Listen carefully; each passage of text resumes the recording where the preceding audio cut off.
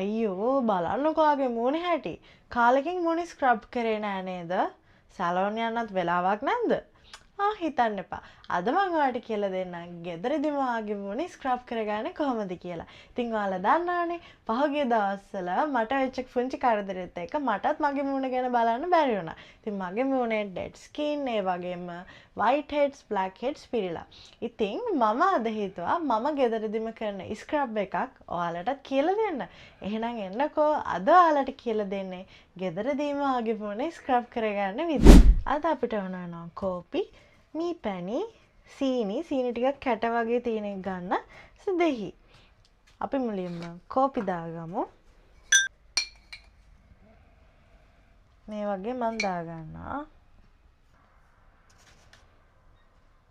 සීනි ඔයාට තියෙන්නේ ගොඩක් සෙන්සිටිව් ස්කින් එකක් නම් දෙහි බිංදු 2-3ක් දාගන්න. ඊට වඩා දාගන්න එපා. දැන් මේක හොඳට මේ විදිහට අනා ගන්න. ඊට පස්සේ අපි මේකට ඔයාලගේ මී පැණි නැත්තම් ඔයාගේ ස්කින් එක ඔයිලි නම් යෝගට් පාවිච්චි කරන්න. ස්කින් එක ඩ්‍රයි නම් කොකනට් ඔයිල්. එහෙම නැත්තම් සෙන්සිටිව් නම් ඇලෝවෙරා පාවිච්චි කරන්න. පේස්ට් එකක් වගේ තමයි එන්න ඕන. මම දෙහි ගොඩක් දැම්මට ඔයාලා දෙහි බිංදු 2-3ක් දාගන්න. මගේ දෙහි කෑල්ල අපරාධ හින්දා මම ඔක්කොම ටික දැම්මේ. මේකෙන් අපි දැන් බලමු කොහොමද අපේ මූණ ස්ක්‍රබ් වෙන්නේ කියලා. මූණ ඔයාලා හොඳට හොද ගන්න මුලින්.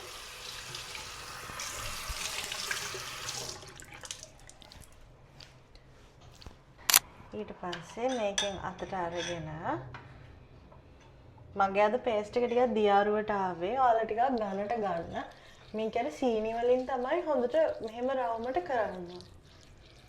සීනි වලින් තමයි මූණ ස්ක්‍රබ් වෙන්නේ.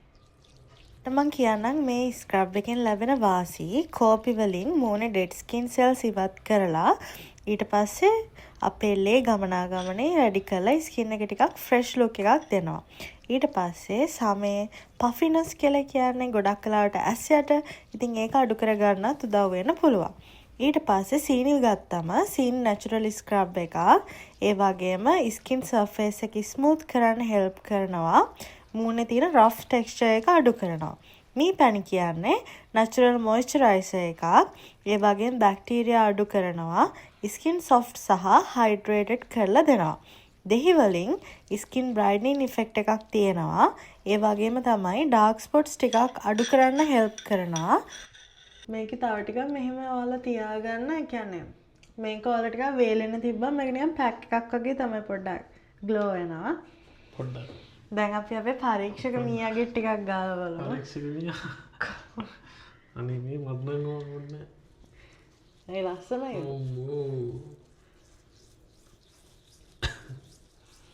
පිම්පල්ස් තියෙන අය පොඩ්ඩක් මේක කරන්න එපා. මේ හීරනවානේ මම කියන්නේ පිම්පල්ස් ටික කැඩෙන්න පුළුවන්. ඒ තැන් වල නැතුව අනිත් තැන් වල. කවුද දන්නේ මෙයා හොයාගත්තා. හෙඩ් ගන්නවා. ඉතින් ඔයා ගා ගන්නකෝ. ඉතින් ගාන මොනස් චාරියට ගන්න. මට ඔයා උස්ස වැඩි නේ. පාත් වෙන්න. අනේ. ඉතුරු වෙච්ච ටික මම තව ටිකක් ගා ගන්නවා. මේක ඔයාලට අන්ඩාම්ස් වලට උනත් try කරන්න පුළුවන්. බොඩි එක try කරන්න පුළුවන්.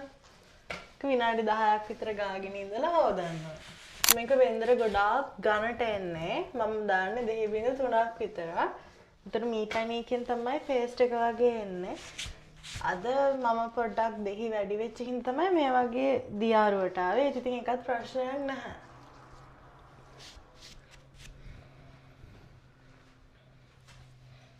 එහෙම ගාලා අපි විනාඩි 10කට පස්සේ හොදලා යමු. ගැම්මතනම ගියා. couple girls. කරපත් බලා.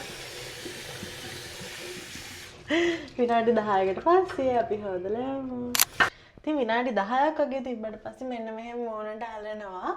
මේක දියාරු ගතියට නැතුව අර ඝනට ගත්තට පස්සේ ඊටත් කලින් හොඳට ඇලෙනවා. දැන් මේක අර ටිකක් දියාරු ගතිය හින්දා තමයි සමහර ඒවා මෙහෙම වැක්කෙන්න තියෙන්නේ. ඝනට අපි වෙන්දර ගත්තම එහෙම වැක්කෙන්නේ නැහැ. ඒ උනාට ඉතින් අර මී පැණි නිසා තමයි මේක මෙහෙම හොඳට ඇලෙන්නේ. අපි දැන් මේක මේ බලන්න. හොඳටම ඇලෙනවා. අපි දැන් මේක හොදලා බලමු මොන වෙනසක් වෙලාද කියලා. ඔයාට ගොඩක් සෙන්සිටිව් ස්කින් එකක් නම් තියෙන්නේ. විනාඩි 10ක් තියාගන්න එපා මූණේ. විනාඩි 5ක් තියාගත්තම ඇති. ඒ වගේම දෙහිවල ඇසිඩ් එක නිසා ඔයාගේ ස්කින් එක ගොඩක් සෙන්සිටිව් නම් ඉරිටේට් වෙන්න පුළුවන්.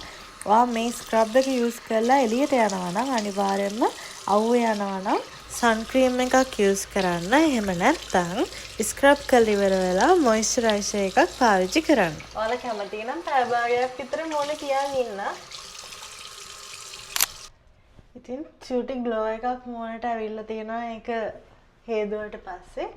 ඉතින් ඔයාලා නිතර මේකප් කරන කෙනෙක් නම් මේකප් පිටි වගේ පිපෙනවා නම් ගොඩක් වෙලාවට ඔයාලා මොනේ ස්ක්‍රබ් කරන්න ඕනේ. මෙහෙම අල්ලුවම දැන් හරිම සිනිඳුයි.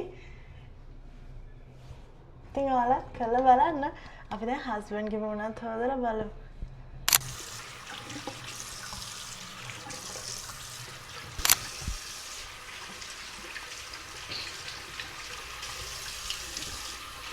ඔයාලට ඔයාලගේ හස්බන්ඩ්ලා ලස්සන කරගන්න පුළුවන්. අනේ මම යන්නේ